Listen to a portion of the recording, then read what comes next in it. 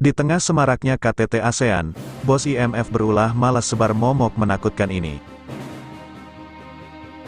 Direktur Pelaksana IMF Kristalina Georgieva mengungkapkan, masih akan berkepanjangannya momok yang kerap kali membuat berbagai negara tertekan, dari sisi pertumbuhan ekonomi yaitu inflasi, meskipun Indonesia nyatanya berhasil menekan laju inflasi.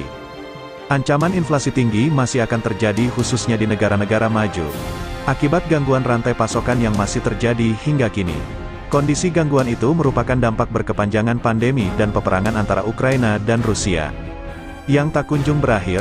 Terganggunya rantai pasokan karena pandemi dan perang di Ukraina telah memberikan tekanan pada harga dan inflasi di sebagian besar negara maju, dan banyak negara berkembang sedang turun namun belum cukup turun.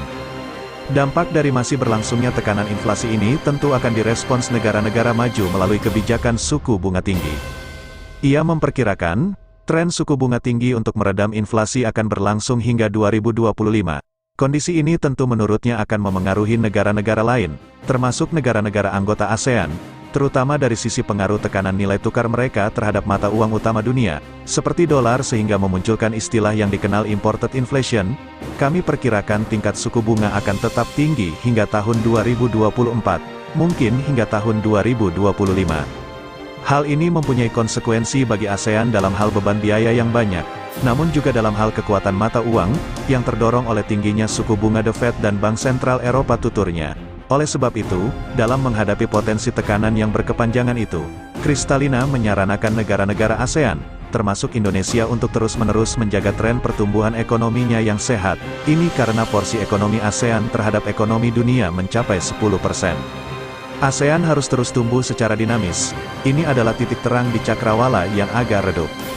Pertumbuhan global tahun ini 3%, ASEAN 4,5% atau 4,6%. Hal ini akan berlanjut hingga tahun depan. Mempertahankan momentum pertumbuhan ini sangatlah penting, ucap Kristalina.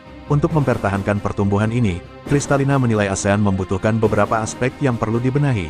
Pertama, stabilitas makroekonomi dan keuangan sehingga terdapat kepercayaan konsumen dan investor. Ini telah membantu Anda jauh sebelum pandemi terjadi. Hal ini harus tetap demikian. Dan disinilah pilihan sulit itu datang, ungkapnya.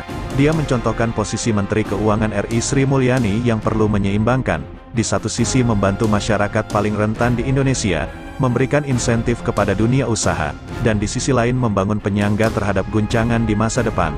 Kedua, pastikan pajak dipungut secara penuh, hilangkan penghindaran pajak, dan konsentrasikan belanja publik di tempat yang akan memberikan dampak terbesar.